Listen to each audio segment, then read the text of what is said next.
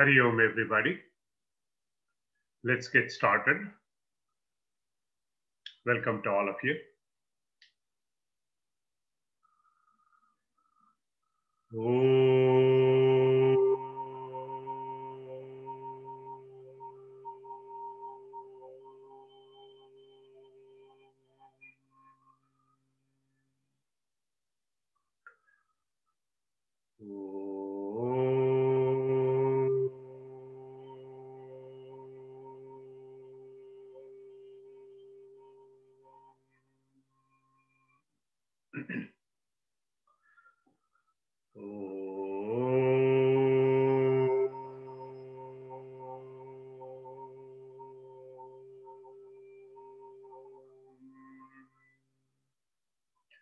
Om Ganana Tva Ganapatigum Havamahe Kavim Kavinamupamashravastramam Jeshtarajam Brahmanam Brahmanaspatana Shrunvannuti Dasadanam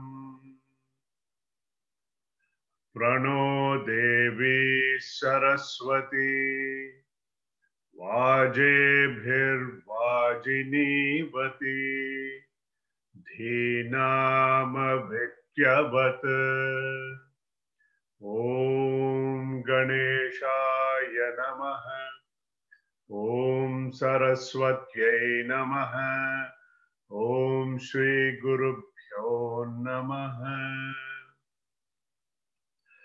Om Sahana Vavatu Sahanau Bhunaktu Sahavedyam Karavavahai Tejasvinavadhitamastu ma vidvishavahai Om Shanti Shanti Shanti Om Shanno Mitrasham Varunaha Shanno Bhavatvadyama Shanna Indro Bruhaspatihi Shanno Vishnurukramaha Namo Brahmane Namaste Vayo Tvameva Pratyaksham Brahmasi Tvameva Pratyaksham Brahma Vadishyami Ritam Vadishyami Satyam Vadishyami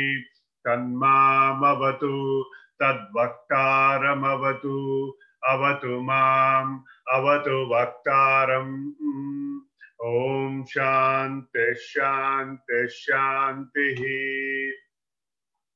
Om Bhadram Karne Vishnuyama Devaha Bhadram Pashye Makshabhiryajatraha Sthirairangai Istuštuvagum Sastanubihi Vyashema Devahitayadayuhu Swasti na Indro Vruddhashavaha Swasti na Pusha Vishwavedaha Swasti nastarksho Arishtanemihi Swasti no Bruhaspati Dadatu Om Shanti Shanti Shanti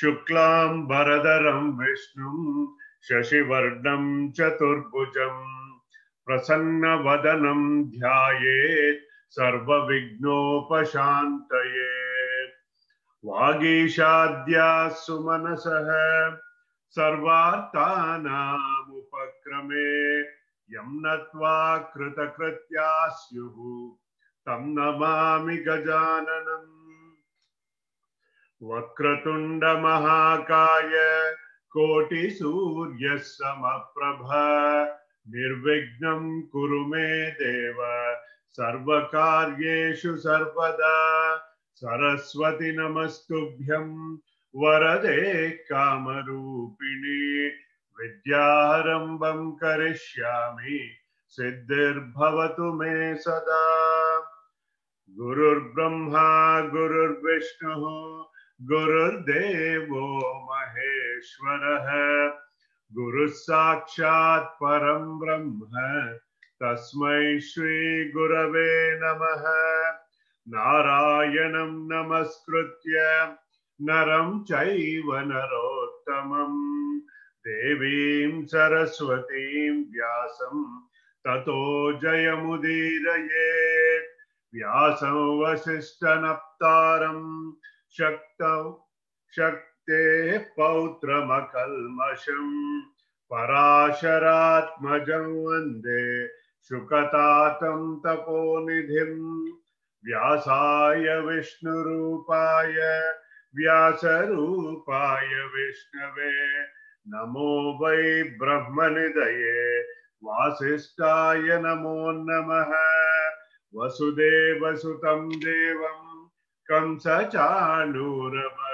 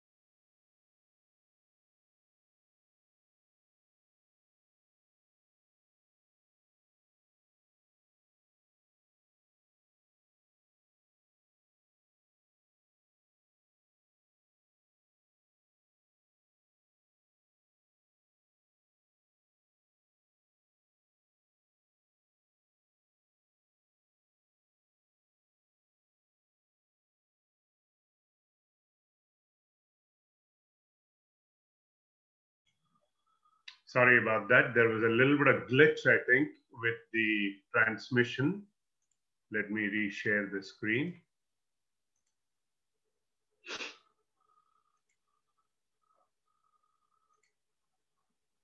Samasta Jana Kalyane Niratam Karunamayam Namami Chinmayam Devam Sadgurum Brahmavidvaram Sadgurum Brahmavidvaram Yasya Sannidhi Matrena Sarve Shishyascha Sevakaha Karma Kshetre Pravartante Chinmayam Tam Namamyaham Chinmayam Tam Namamyaham Chinmayam Tam Namamyaham. Before we start the recap, I would like to wish a very happy and a bright Deepavali to all the listeners.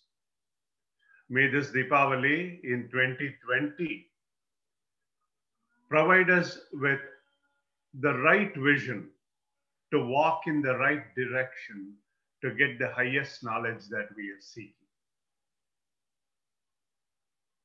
So if you recall, we started with several aspects of our culture in the first lesson with our Adhyatma Samskriti, Bhautika Samskriti, pursuit of happiness, and most importantly, Shreya, Preya, Viveka. Then we went through the three divisions of our Vedas, Karma Kanda, Upasana, Jnana Kanda. Then we learnt about our Karma Siddhanta, which is the basis of our reincarnation. And how to turn karma to karma yoga. We learned how to divinize our emotions through bhakti, making the mind single pointed. Then we went into the Gnana Yoga portion of it, and it is also called as Upanishads, called as Vedanta. That has been our subject matter. We learnt about Prasthana Trayi, the Shruti Prasthana, the Smriti Prasthana, and the Nyaya Prasthana in Brahma Sutra. We learned through the story of the 4 sample Mahavakyas leading to the ultimate reality called Brahman. We learned a little bit about Dharma Shastra, Manusmriti, Chaturvida Lakshana of Dharma, Sanatana Dharma, the eternal values, and about 10 of them we learned. Varnashrama Dharma. Then we covered the Gunatraya Viveka. Tamoguna, Rajoguna, Sattvaguna. Varnashrama Dharma and the classification of Brahmana, Vaishya, Kshatriya, Shudra based on Guna and Karma, not Janma Karma. We talked about the Panchakosha Viveka, the Annamaya Kosha, the Pranamaya Kosha, the Manomaya Kosha, Vijnanamaya Kosha, and Anandamaya Kosha. Then I gave you the 2 logic of Atma, Anatma Viveka, Drigdrishya Viveka, Madiyatvena Gnatam, Atma Na Bhavati, the Neti Neti approach, the negation of what I am not, and arriving finally at what cannot be further negated. So we have learnt about Gunatraya Viveka, we have learnt about Panchakosha Viveka, we have learnt about Shariratraya Viveka, Avastatraya Viveka, all this. Then we learnt a little bit about the nature of the self. In the last module, we had discussed AAA is our problem, which is Advaita, Advitiya, Atma Agnanam. Advitiya Atma Agnanam. It is due to Adhyasa, superimposition, Avidya, and Ahankara. Then we covered the nature of the self, that is Sat Chit Ananda Swarupa, that of existence, consciousness, and bliss. I gave you the pointers of Swarupa Lakshana, Tatastha Lakshana, and Atad Vyavritti Lakshana. We learned how to peel that onion, that we called it as Atma Anatma Vivechanam. Now we come to today's class. You know, in Vedanta, we describe 3 aspects of life. Jiva, the individual. Jagat, the world. And Ishvara, the creator. The individual is the microcosm and the world is the macrocosm. Now that we have understood the nature of Anatma, what is not self, and we have also understood what is the nature of Atma, self.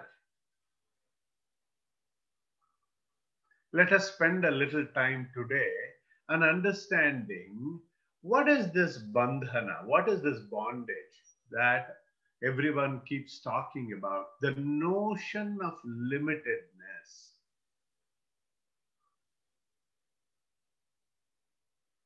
Vedanta told me that I am Sat Chit Ananda Swarupa. It is said that you are Nitya, Shuddha, Buddha, Mukta, Atma. But I feel I am limited. I feel I am finite.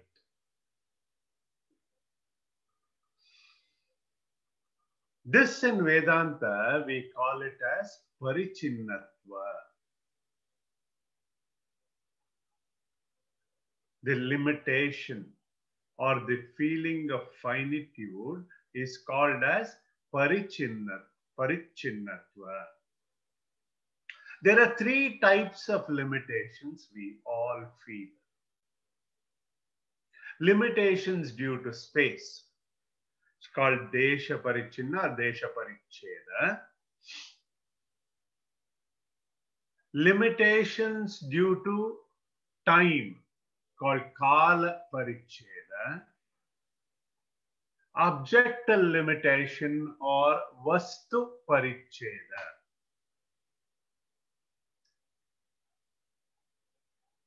Let us take the first one. For example, in my present ignorant state, I feel I am limited by space. I am in Michigan. I am in my office. I am at home. I consider myself Anu, a tiny speck in this whole scheme of universe. But Vedanta tells me that self is all pervading, infinite, not conditioned by space.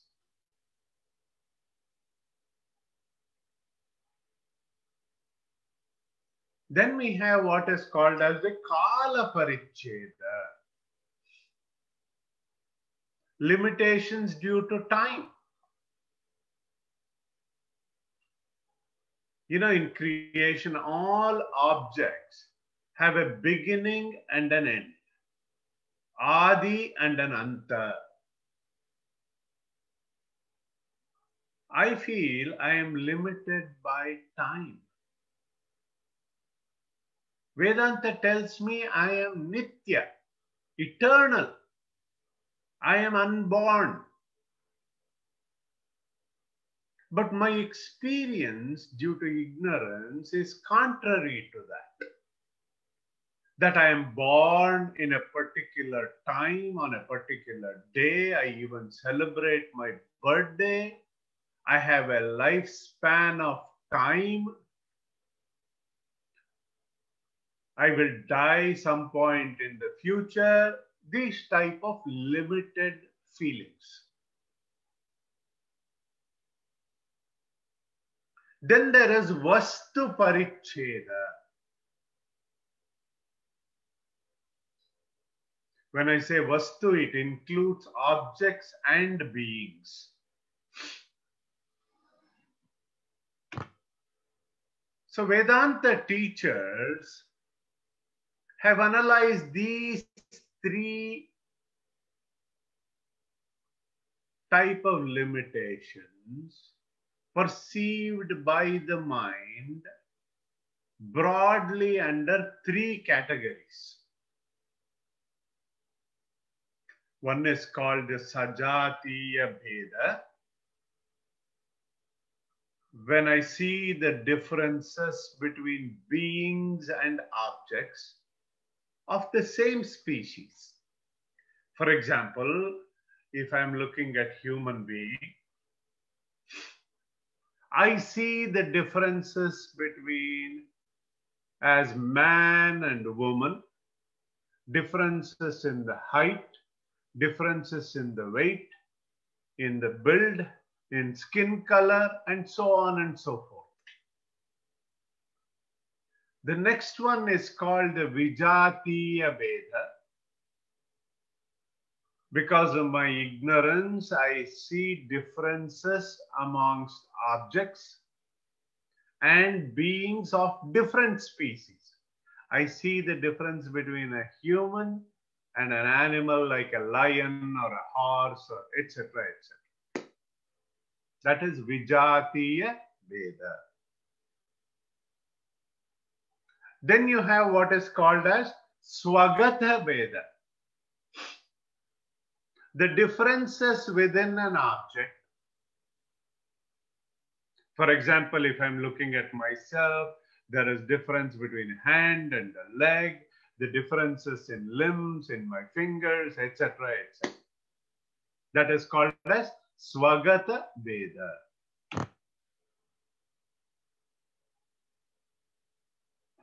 Now, the self in Vedanta is devoid of all these three limitations. It is Sajatiya, Vijatiya, Swagata, Veda, Rahita Atma. It is devoid of any limitation. But because of my ignorance, my ajnana, I experience the self as endowed with all sorts of limitations and differences. Veda Bhava. This limited perception of an individual in Vedanta is called Jiva Bhava, or a notion of individual being.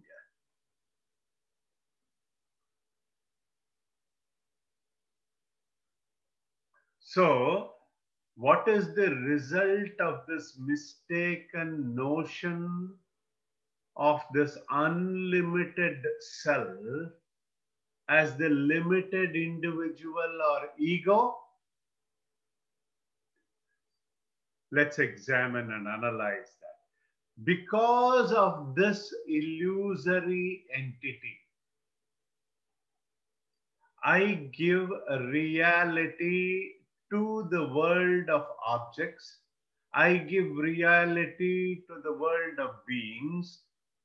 And then due to my raga and dvesha, my likes and dislikes, what I do, I superimpose it on them.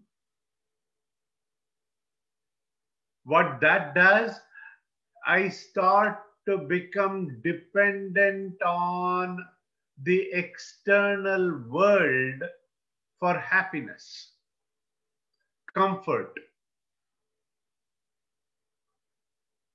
I am always fearful of sorrow, pain, loss. And because of that, I go through the inner turmoil and restlessness. This in Vedanta, it is called bandhana, bandha, baddha in Vedanta. So now it starts with this, but it gets strengthened by what we call anatmani atma buddhi. It is the notion that this anatma is atma. That is the first notion that causes that bondage. Then it gets strengthened further by jagati satyatva buddhi. The world, its objects are real. Its objects are permanent. So what has happened in short is, with the identification with the anatma, I become the doer, the kartrutva comes in. I become the enjoyer, that bhoktrutva comes in. And it gets deeper and deeper into this big, vast ocean of samsara.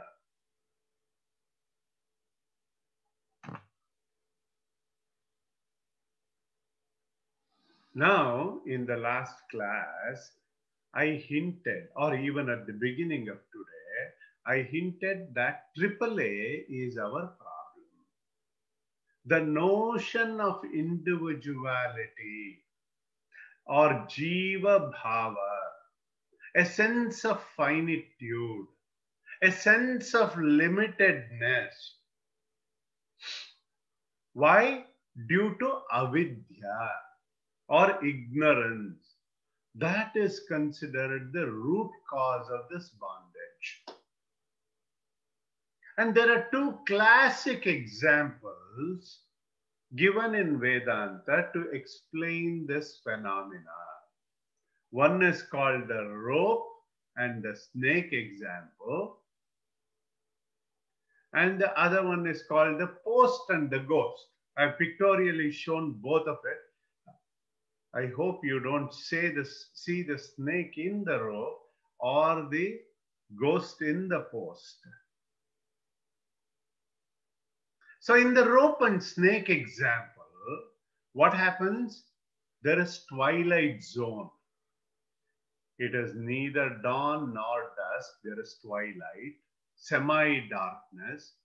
And the traveler walking by in that semi-darkness steps on the rope. And he mistakes it to be a snake. In the current example, we can use a garden hose also. He is frightened until a wise man comes in, sheds some light on it. He is like the guru. He shows that it is only a rope.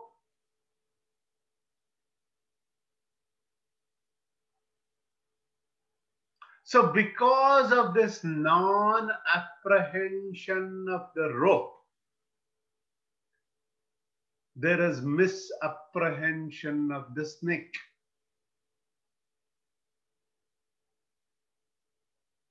Similarly, the non-apprehension of Brahman, we have misapprehension of the pluralistic world. Even in the post and the ghost analogy, popularly taken in Vedanta, the post is mistaken as ghost due to misapprehension.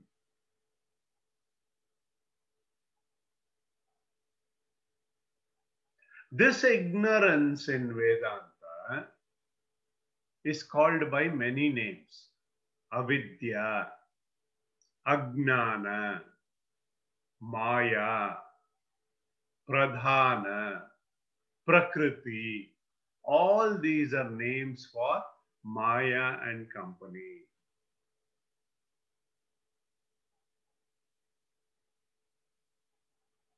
Basically, that which appears to be there, that which basically hides our true nature,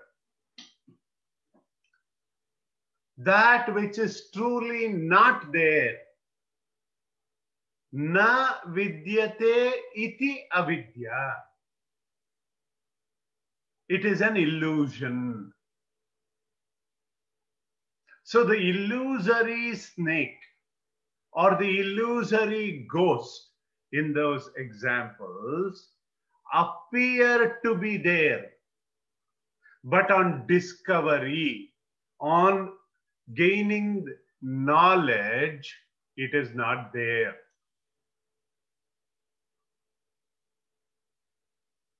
So in Vedanta, I already explained what is Sat. That which stays constant in 3 periods of time. So this avidya or Maya does not belong to the category of Sat because it is not there all the time. But I feel it. So it does not belong to the category of Asat as well, non-existent. I cannot claim that it is existent. I cannot claim that it is non-existent. So Vedanta says, Sat asadhyam anirvachaniyam. It is an inexplicable phenomena. So in Vedanta, we call those type of things as mithya.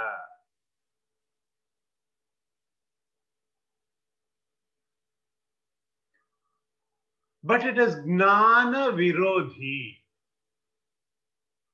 It is opposed to the knowledge.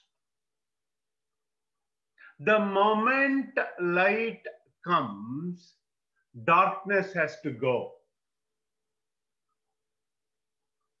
So when you get the knowledge, avidya or ignorance has to go. That is why in our Shanti mantra, when we say, Tamasoma Jyotirgamaya, that light dispels that darkness. Now let us see what is Maya and company. You know, every effect must have a cause.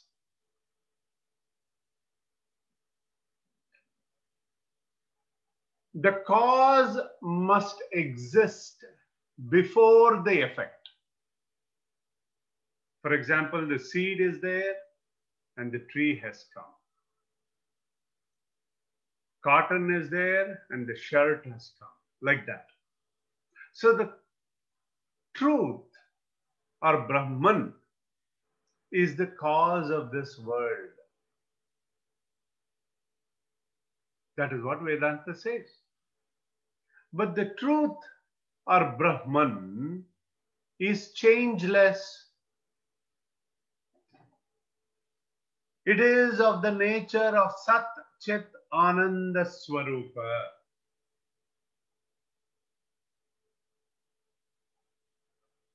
But we know the world is ever changing.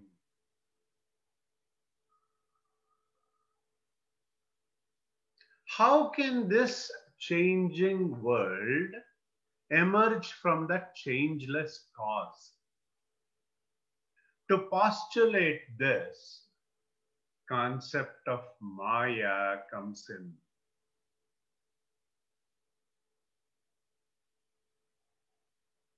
Maya is of the nature of three gunas, three qualities, sattva, rajas, and tamoguna. Its existence depends on Brahman because it has no independent existence. Brahma Ashraya. For example, if I take the movie playing on a screen, the screen is unaffected by all that is happening over it. All the changes are happening on it. We even pay to watch it.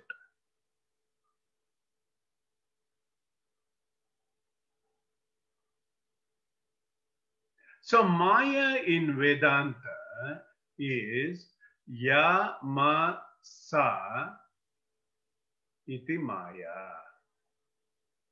That which is not, but yet it appears to be.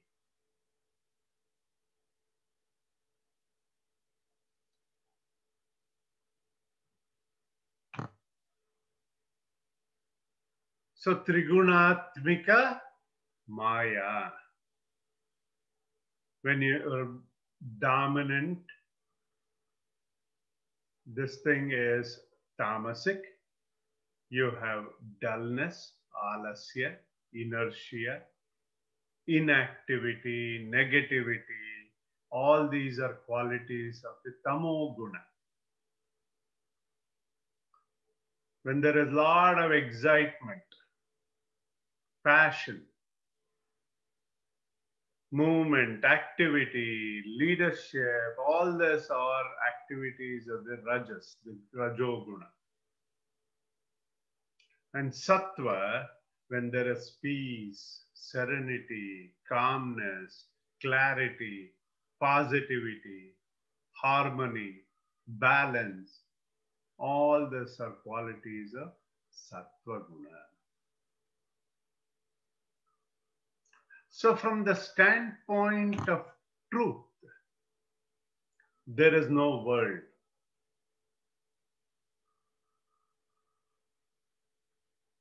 But we experience it every day.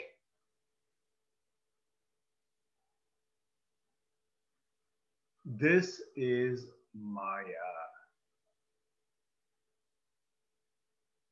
Vedanta calls it Aghatita Ghatana Samarthyam.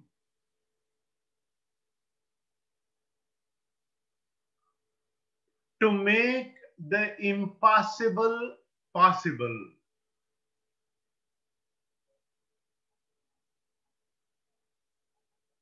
So the power of Maya is unfathomable, beyond imagination of our mind. It can not only make seem everything as real. That is why Vedanta calls it anirvachaniya, inexplicable phenomena,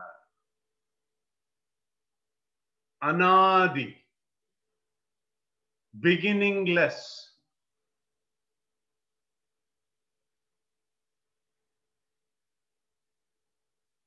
But Maya has two powers. Maya Shakti, the veiling power. It is called Avarana Shakti.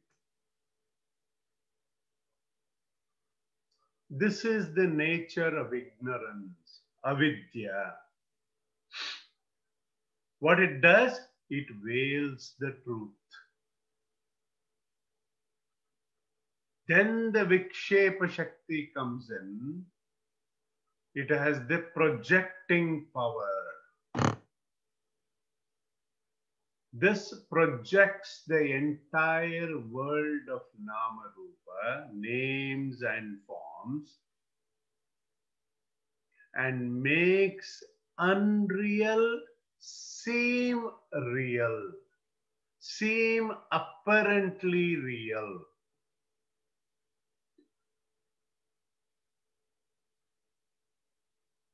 So because of the three gunas, the tamoguna, what it does, it covers the intellect at the individual level. And the mental agitations are caused by the rajas or vikshepa. That creates a veiling on the mind.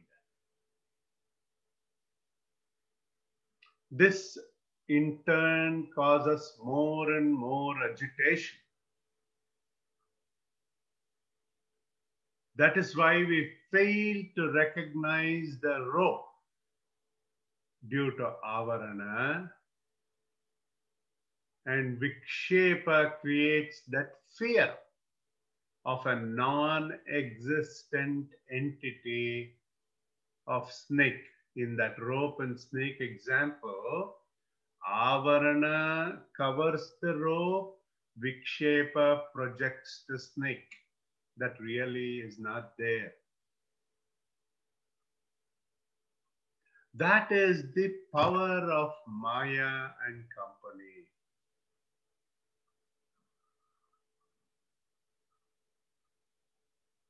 So due to the superimposition of raga and dvesha, there is agitations of the mind due to vikshepa. The sattva, tamo, rajoguna, they come into play. That is why Maya is called Trigunatmika Maya. I will introduce you to a couple of terms in this class which are important to know. One is the material cause of this world. What is the material cause? and what is the instrumental cause. To know those terms, a simple example of pot and clay is used. In the case of a pot, raw material is the clay.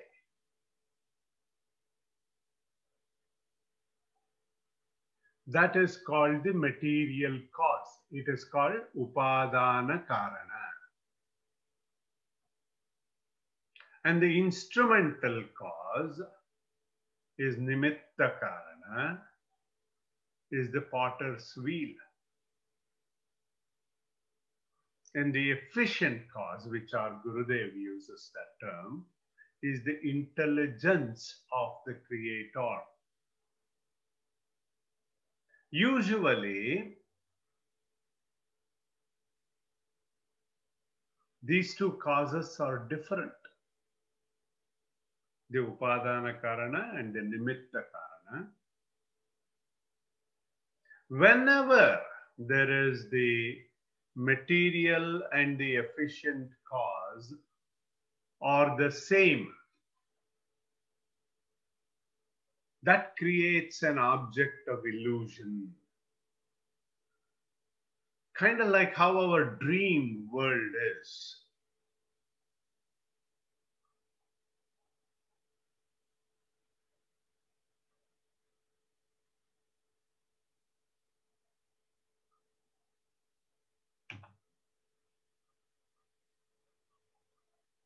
Therefore, in Vedanta, typically we don't dwell much on avidya.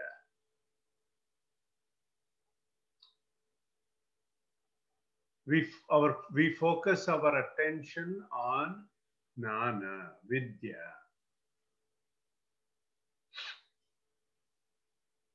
One Swami had the best answer when I had asked that question. How did we get our first aspect of karma? How did we come into being and all that?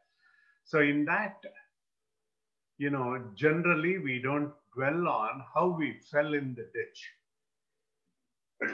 Excuse me. How we fell in the well. We choose how to get out of the well.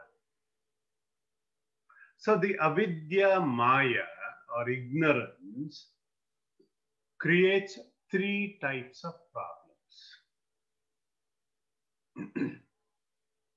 One, I don't know.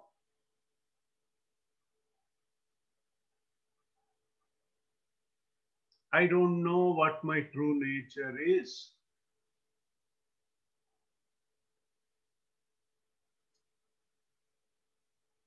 This is cured by Shravanam. Shravana, active listening. By listening to a spiritual master, directly or indirectly, removes the problem of I don't know.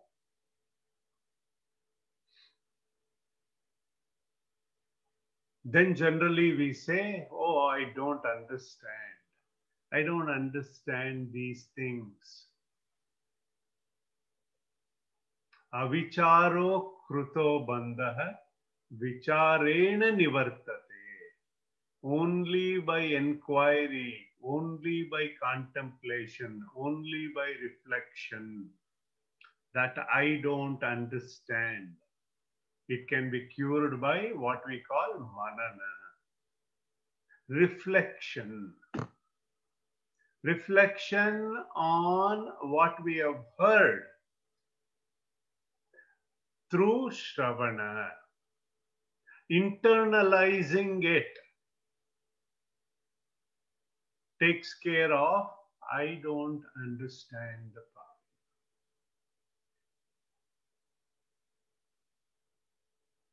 I have not experienced yet. I don't have any of these experiences. Taken care by nididhyasana, contemplation. Dhyayi comes from the root dhyayi, contemplation, called to the mind to come and focus on it, on what we have heard and reflected. That firm abidance comes with nididhyasana.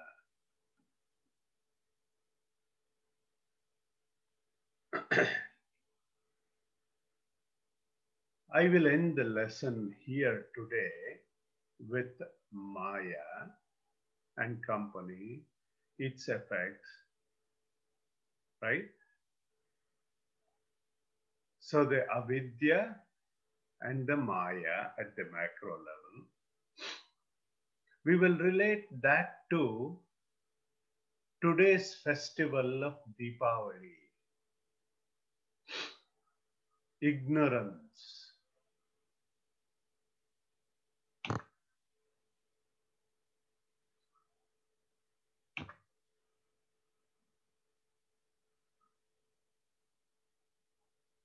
From darkness to light.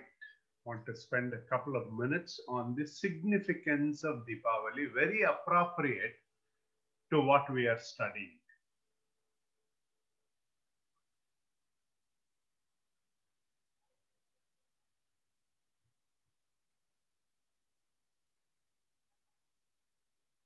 I would like to start off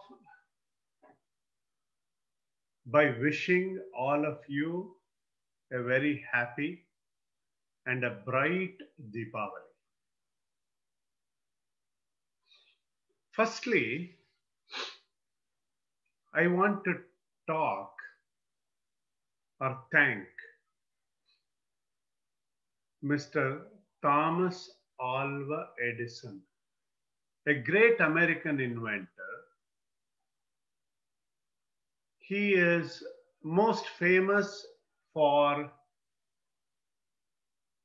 the first commercial practical incandescent lamp in 1879 and brought convenience to our lives. Commonly, we use the symbol of a light bulb when we represent a great idea.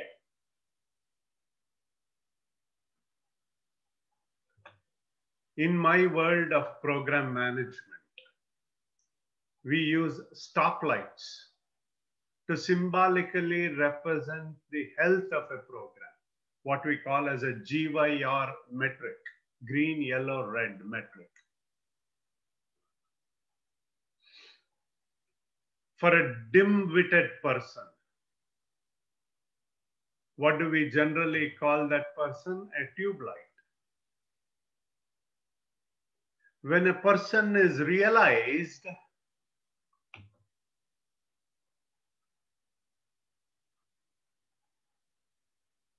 we call him enlightened.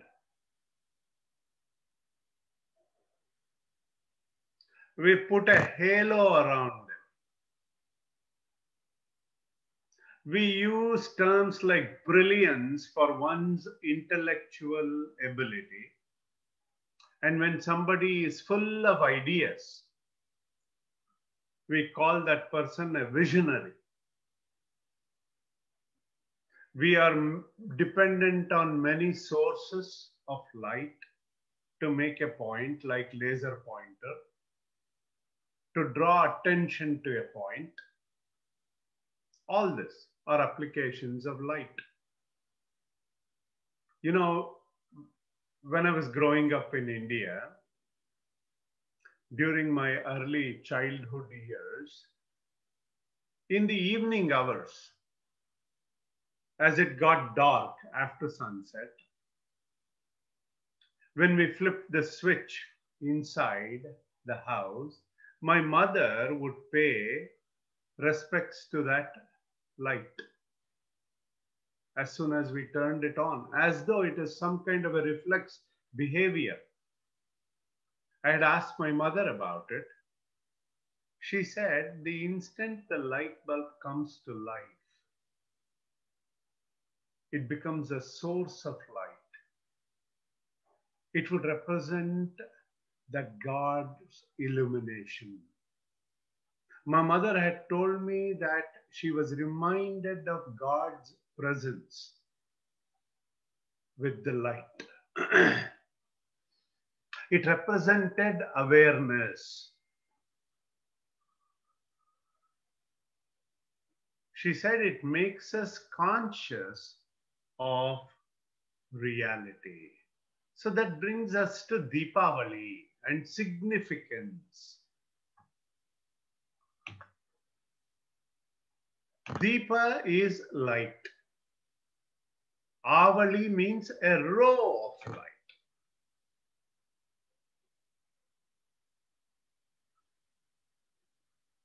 Deepavali is celebrated throughout the world in many forms. It is celebrated by Hindus, it is celebrated by Buddhists, Sikhs, and Jains. Different reasons, but I'm not going to get into that in today's presentation. The ancient tradition in the Hindu tradition commemorates the return of Lord Rama, Sita Mata, Lakshmanji back to Ayodhya after 14 years of exile and after defeating Ravana. Worship of goddess Lakshmi and Lord Kubera as a part of the Dhanteras.